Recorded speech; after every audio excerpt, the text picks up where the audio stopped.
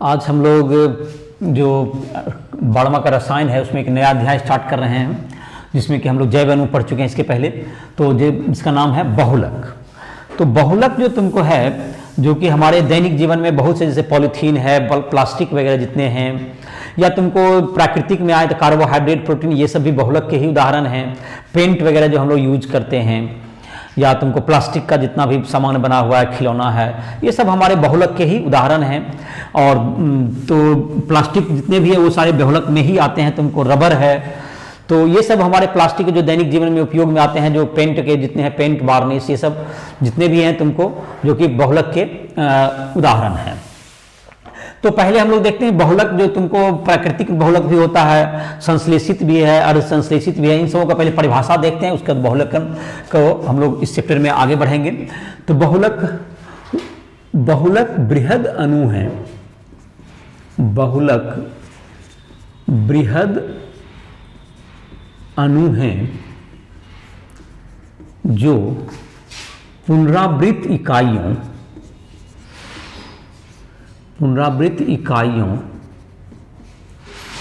के बीच सहसंयोजक बंधन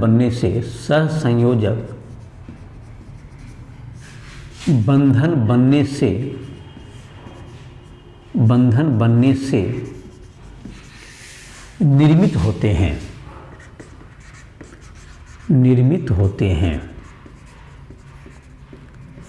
इन पुनरावृत्त इकाइयों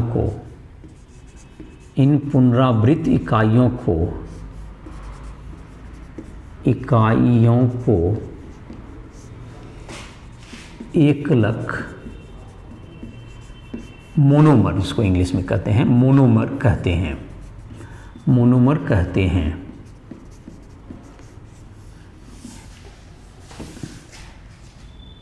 एकलकों के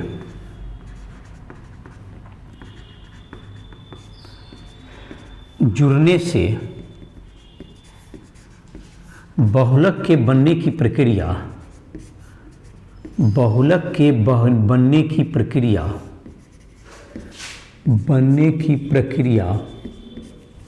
बहुलकन या बहुलीकरण भी इसको कहते हैं, बहुलकन, पॉलीमेराइजेशन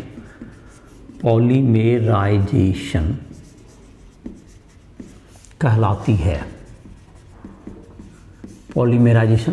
है। बहुलकन या बहुलीकरण कहलाती है।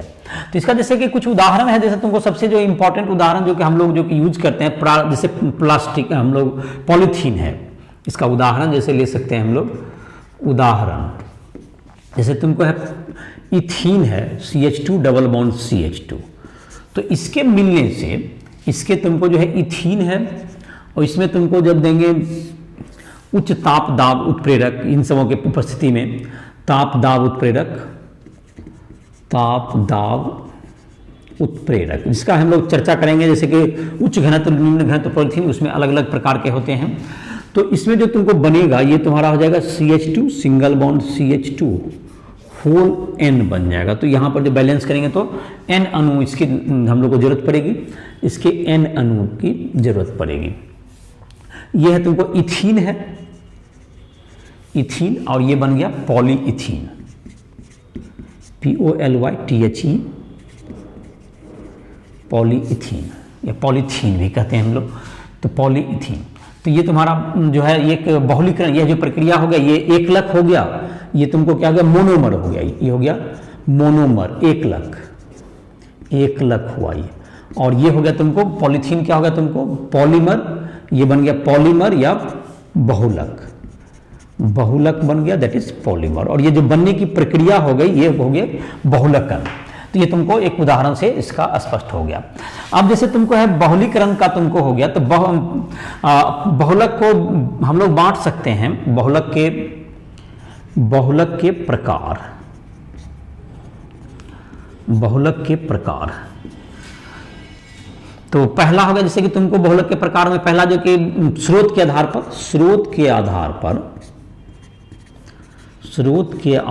पर बहुलक को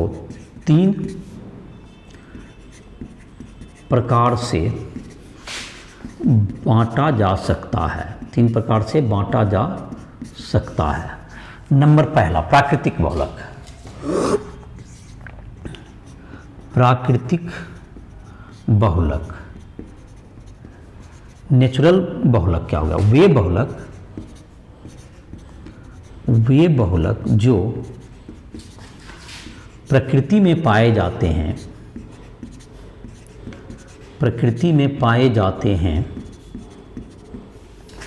प्राकृतिक बहुलक कहलाते हैं। प्राकृतिक बहुलक कहलाते हैं। जैसे कि उदाहरण के रूप में है तुमको, जैसे कार्बोहाइड्रेट है, जैसा कि देख रहा था ग्लाइकोसिडिक बॉन्ड से ये बनता था, ये भी बहुलक ही था। कार्बोहाइड्रेट, प्रोटीन इत्यादि, ये सब क्या है? प्राकृतिक बहुलक हो गए, जो प्रकृति में पाए जाते हैं। अर्ध संश्लेषित बहुलक, अर्ध संश्लेषित बहुलक, वे बहुलक जो प्राकृतिक बहुलक में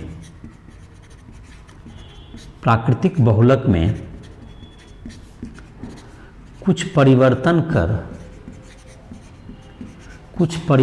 कर प्राप्त किए जाते हैं,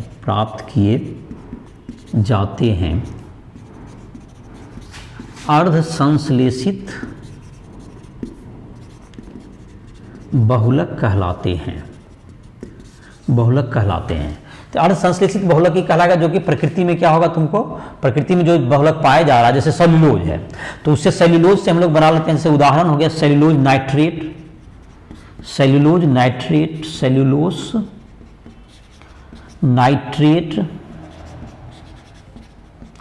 सेल्यूलोज एसीटेट इत्यादि, इत्यादि। ये सब क्या है? तुमको इसमें सेल्यूलोज में कुछ परिवर्तन करके बनाएंगे, तो ये हो गया अर्ध संश्लेषित। सी नंबर में लिख सकते हैं हम लोग संश्लेषित, आर्टिफिशियल, जिसको संश्लेषित बहुलक। वे बहुलक जो मानव निर्मित हैं,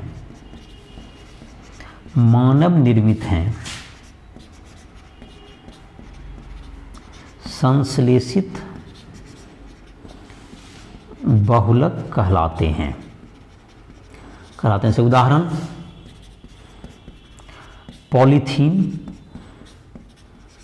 पॉलीथीन, प्लास्टिक, जैसे तुम्हारा टोटल कोई भी आएगा प्लास्टिक में, ये सब आ गया। पॉलीथीन, प्लास्टिक, और तुम कुछ रबर वगैरह भी तुमको जो है उसी में आता है, जैसे नायलॉन 6, नायलॉन इत्यादि। ये सब और भी हम लोग इसमें पढ़ेंगे। तो ये तुमको बहुलक के प्रकार हो गए। बहुलक के में 3 प्रकार से इसको डिवाइड किए, प्रकृति में पाए जाने के आधार पर। ये तुमको बहुलक को 3 भागों में हम लोग, मतलब प्राकृतिक बहुलक हो गया, जो अर्ध संश्लेषित बहुलक हो गया।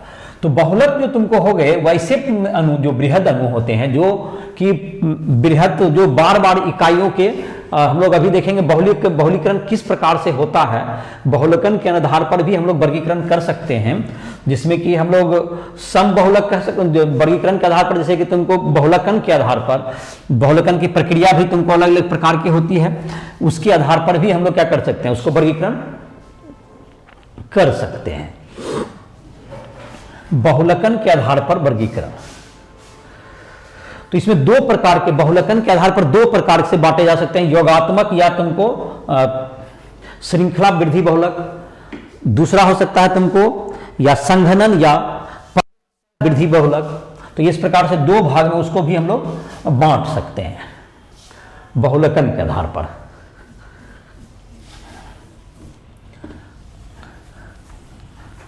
तो बहुलकन के आधार पर हम लोग बहुलकन की प्रक्रिया के आधार पर अगर बांटेंगे, जैसे कि तुमको एक बांटने का तरीका होता है तुमको आणविक बल के आधार पर वर्गीकरण। तो अभी जो एनसीईआरटी बुक जो नया आया है उसमें तुमको आणविक बल के आधार पर वर्गीकरण तो हटा दिया गया है, जो कि तुमको पहले की बुक में तुमको दिया हुआ है। जैसे आणविक बल के आधार पर जैसे कि होता है तुमको जो रबर वगैरह आ गया उसको इलास्टोमर्स, प्रत्यास्थ बहुलक कहते हैं। एक दूसरा हो सकता है जो कि रेशा है, जिसमें प्राकृतिक उससे बल जो है काफी मजबूत होता है, जो धागा वगैरह जो होता है जैसे, तो रेओन है जैसे टेरिलीन, ये सब तुमको धागा में होता है, इसमें कमजोर बल होता है। एक दूसरा होता है ताप सुघट्य, जैसे पॉलीथीन को गर्म करके हम लोग कुछ भी बना सकते हैं। और ये दूसरा होता है, चौथा कह सकते हैं ताप दृढ़, तो इसको हम लोग क्या कर सकते हैं, जिसमें कि हम लोग और परिवर्तन नहीं कर सकते हैं, तो उसके आधार पर भी वर्गीकरण हम लोग कर सकते हैं।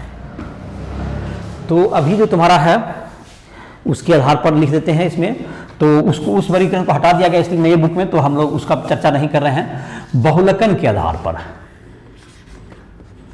बहुलकन के आधार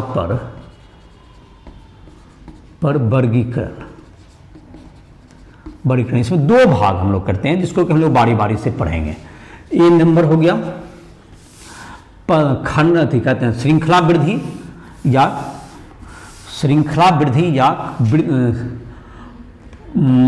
चेन, मतलब तुम्हारा श्रृंखला वृद्धि बहुलक, तो ये तुम्हारा हो जाएगा चेन, तुम्हारा जो प्रोपेगेटिंग कर देंगे चेन को, बढ़ते जाएगा तुमको योगज या श्रृंखला वृद्धि बहुलक। दूसरा हो सकता है तुमको संघनन या पदसह वृद्धि बहुलक, पदसह वृद्धि बहुलक। तो इसमें जो पहला दूसरा, इसके आधार पर हम लोग जो वर्गीकरण को, जैसे कि पहला हम लोग याद स्टार्ट करेंगे, योगात्मक, योगज या श्रृंखला वृद्धि बहुलक।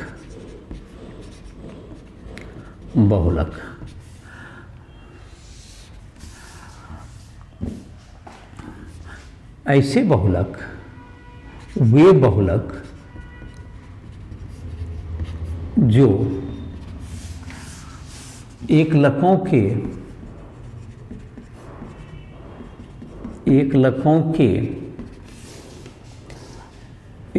के बीच श्रृंखला की वृद्धि से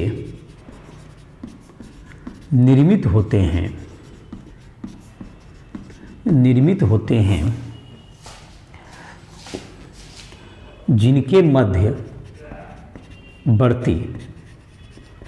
जिनके मध्यवर्ती मुक्त मूलक या आयन होते हैं, श्रृंखला वृद्धि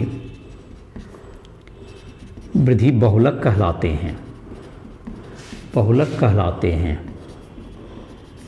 इसमें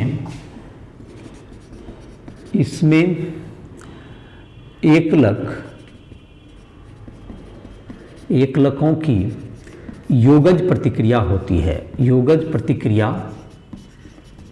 एडिशन प्रतिक्रिया होती है। योगज जो होते हैं ये तुमको जब एक ही प्रकार के, जो कि इसमें भी दो प्रकार इसमें बांट सकते हैं, इसमें दो प्रकार का हो जाएगा तुमको, जब एक ही प्रकार के एकलक से बनेंगे, जैसे कि इसमें दो प्रकार का हो सकता है तुमको, जब एक ही प्रकार के एकलक से बहेगा समबहुलकन, जैसे समबहुलकन, जब बहुलकन की प्रक्रिया में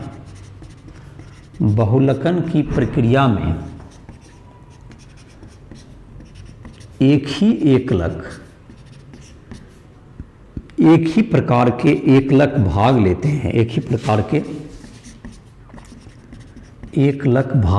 हैं,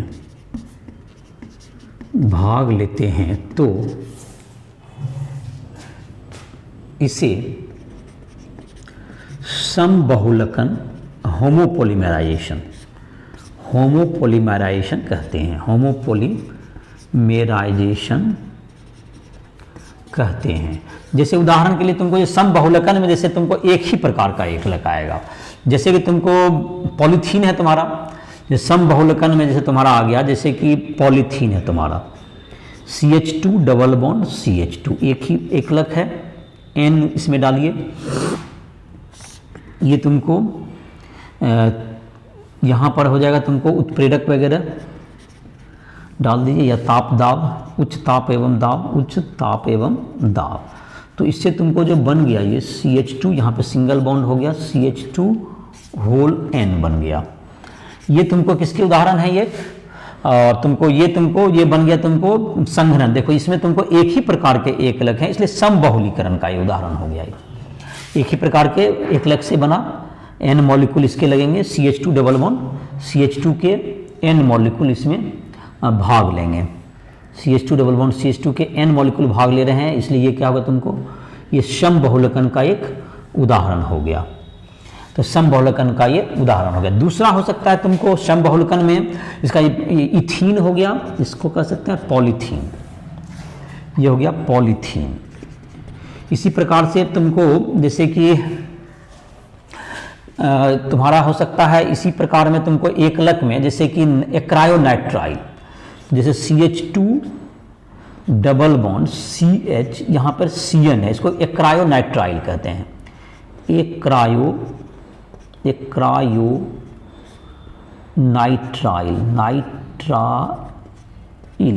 नाइट्राइल, एक्रायोनाइट्राइल, इसका N मॉलिक्यूल जब बढ़ जाएगा, यहाँ पर जैसे देखो यहाँ पर क्या था, H था, तो इससे ज़्यादा तुमको होगा, ये तुम्हारा हो जाएगा CH2, इधर से और अणु जुटने के लिए फ्री हो गया, और CH यहाँ पर CN, ये तुमको होल N हो गया।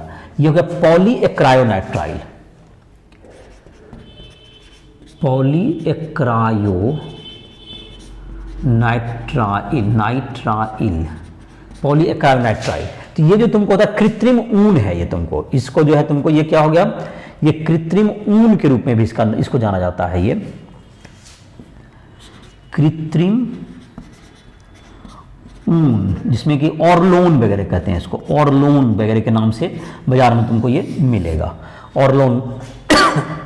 ये कृत्रिम ऊन जैसे हो गया तुम्हारा ये। इसी तरह का एक और जैसे तुमको है जिसमें कि सब फ्लोरीन हो जाएगा, जैसे चारों हाइड्रोजन को हटा दें पॉलीथीन का, CF2 हो गया, H2 के बजाय F2 हो गया, डबल बॉन्ड CF2, तो ये हो गया टेट्रा फ्लोरोइथीन, ये हो गया टेट्रा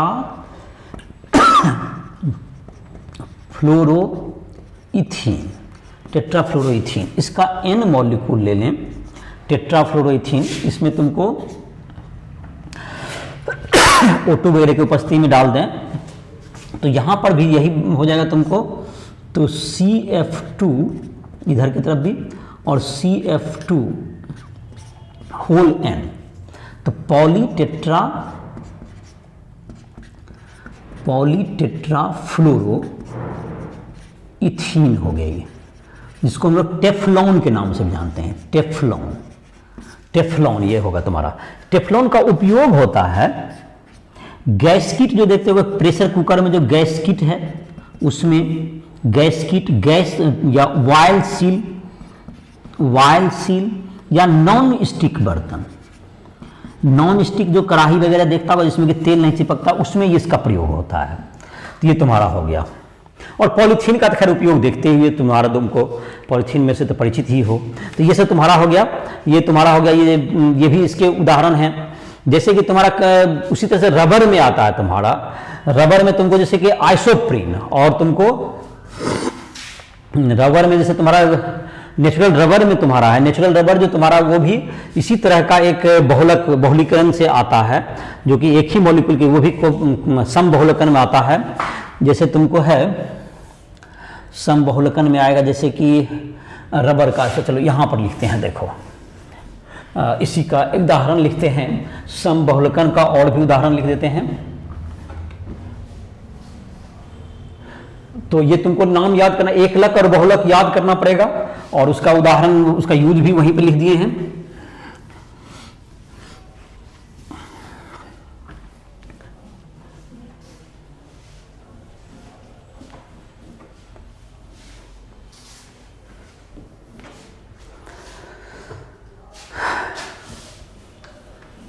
तो ये तुमको जैसे कि था, अभी जो प्राकृतिक रबर है वो भी समबहुलकन के ही आधार पर बनता है, प्राकृतिक रबर जो है तुमको आइसोप्रीन का बहुलक होता है, ये भी सम बहुलक ही है।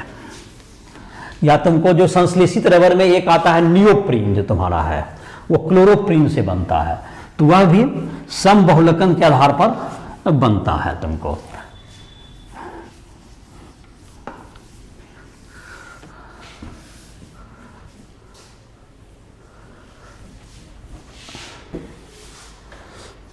तो ये तुमको है जैसे कि सम बहुलकन में ब्यूटा 1,3 डाइन कहते हैं, CH2 double bond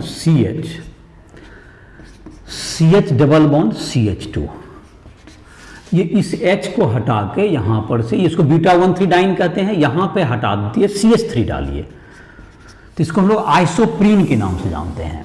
buta 1,3 dine के बजाय यहाँ पर ये क्या होगा तुमको, इसका नाम हो गया आइसोप्रीन, नाम हो गया इसका आइसोप्रीन नाम हो गया इसका। इसका N अणु लेंगे तो इसके बहुलीकरण से तुमको जो है ये जो तुमको होगा, ये तुमको CH2 यहाँ डबल बॉन्ड है, ये बीच में खिसक के चला जाएगा, यहाँ पर CH डबल बॉन्ड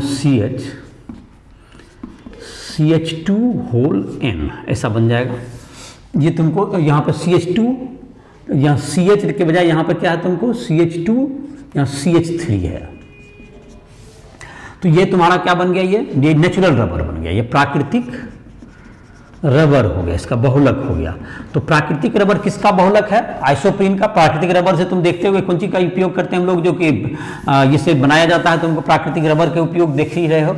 तो ये तुमको ये जो कि लेटेक्स, ये तुमको प्राकृतिक रबर कहाँ मिलता है, तुमको प्राकृतिक रबर का एक पौधा होता है जो कि मलेशिया, इंडिया, इंडोनेशिया, श्रीलंका इन सबों में पाया जाता है, उससे तुमको उससे प्राप्त करके इसको जो है बनाया जाता है आइसोप्रीन। ये तुमको उसके पौधा का रस से तुमको प्राकृतिक रबर का वो आइसोप्रीन का बहुलक होता है। तो एकलक और बहुलक याद करना है तुम्हें। और तुमको जैसे इसी में होता है, तुमको जैसे यहीं पर जैसे कि CH2 डबल बॉन्ड, जैसे जहाँ पे CH3 था यहाँ CH कर दीजिए, Cl कर दीजिए, इसको क्लोरोप्रीन कहते हैं, इसको क्लोरोप्रीन कहेंगे, क्लोरोप्रीन। इसके बहुलक से क्या बन जाएगा तुमको, यहाँ पर भी जो था देखो जी, ये इसमें ध्यान रखना है कि ये डबल बॉन्ड एक खिसक जाता है, यहाँ पर C, यहाँ पर H के बजाय यहाँ पर Cl है, तो यहाँ पर Cl दे दीजिए, यहाँ पर CH2 फिर होल N, इसको हम लोग कहते हैं नियोप्रीन कहते हैं इसको। ये हो गया नियोप्रीन, ये बहुलक का नाम हो गया। ये क्लोरोप्रीन का बहुलक है नियोप्रीन। तो ये सब तुमको किसके उदाहरण हो गए, ये सब सम बहुलकन के उदाहरण हो गए, जो कि तुमको ये सब सम बहुलकन में आ गए। सम बहुलकन का जैसे कि तुमको है इसका जो कि है, और उसके बाद तुमको इसका जो क्रियाविधि है उसको चर्चा हम लोग करेंगे, पॉलीथीन बनाने की जो क्रियाविधि को हम लोग डिटेल में अभी पढ़ेंगे।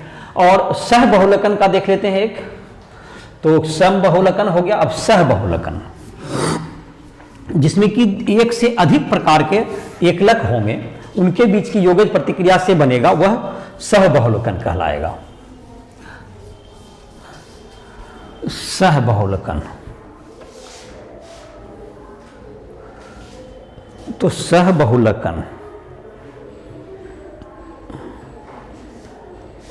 सह बहुलकन में जबकि तुमको जैसे सम बहुलकन में क्या था, एक ही प्रकार के एकलक से क्या बन रहा था, बहुलक बन रहा था। तो उन सबों का जो उपयोग है उसको याद कर लो, उपयोग या उसका जो एकलक और बहुलक उसके जो सूत्र हैं और नाम भी उसके याद करोगे।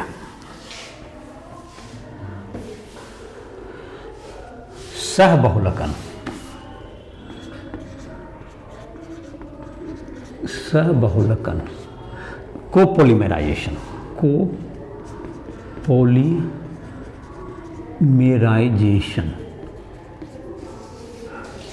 वे बहुलक जो एक से अधिक प्रकार के एकलक से बनते हैं, एकलक से बनते हैं, सह बहुलक कहलाते हैं। सह बहुलक कहलाते हैं, सह बहुलक कहलाते हैं। जैसे कि एक से अधिक एकलक से बनेगा।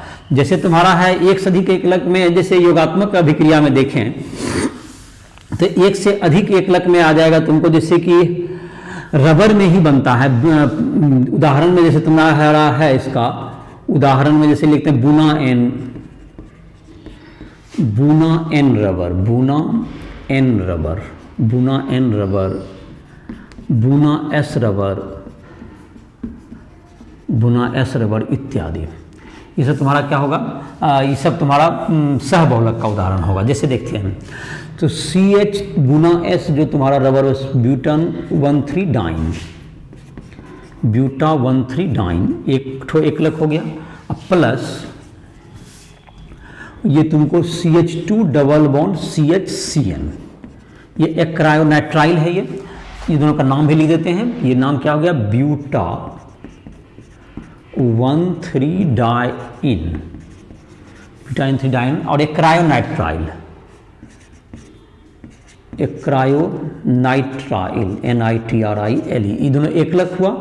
इससे जो तुमको बनेगा तो इसमें भी जैसे कि तुम्हारा था यहाँ पर CH2, फिर यहाँ पर जो तुमको बीटा यहाँ पर CH डबल बॉन्ड CH हो जाएगा, फिर यहाँ पर CH2 और यहाँ पर CH2, यहाँ पर CH और यहाँ पर CN, ये तुमको होल N बन गया। तो ये बुना N रबर हो गया, बुना N रबर,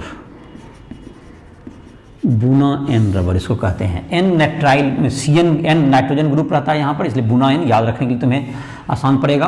और इसमें देखोगे ये तुमको CN है, तुमको इसमें एक क्रायोनाइट्राइल में ये तुम्हारा ये बुना N रबर हो गया। ये ऐड हो गया, दोनों के एडिशन से बना।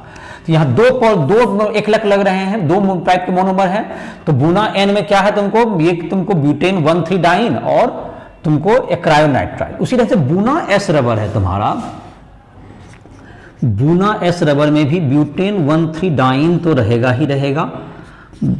ये किसी भी सब में लगभग इसी तरह का स्ट्रक्चर है, ब्यूटा 1,3 डाइन प्लस स्टायरीन होगा तुमको। स्टायरीन मतलब हो गया बेंजीन में, जैसे यहाँ CN होता था तो वहाँ पे CH डबल बॉन्ड CH, यहाँ पर बेंजीन है CH में डबल बॉन्ड CH2। तो इसमें कोई अंतर नहीं है। देखो ये जो स्ट्रक्चर है CN खाली था यहाँ पे बेंजीन आ गया है, ये अंतर है। तो इसका जो ये तुमको है, इसको हम लोग कहते हैं स्टायरीन, नाम याद रखोगे S से स्टायरीन, इसी से बुना S आया है। तो ये जो तुम्हारा हो गया CH2 CH double bond CH2, यहाँ पर CH, फिर यहाँ पर बेंजीन मतलब बेंजीन आ गया और यहाँ पर CH2 होल N, ये हो गया बुना S रबर आ गया, बुना S रबर। तो ये सब तुमको सहबहुलकन के उदाहरण हैं। तो ये सब तुम्हारा जो है, इसके बाद तुम्हारा जो है अब संघनन बहुलकन हम लोग नेक्स्ट लेक्चर में पढ़ेंगे। तो इसी साथ इस लेक्चर को समाप्त कर रहे हैं।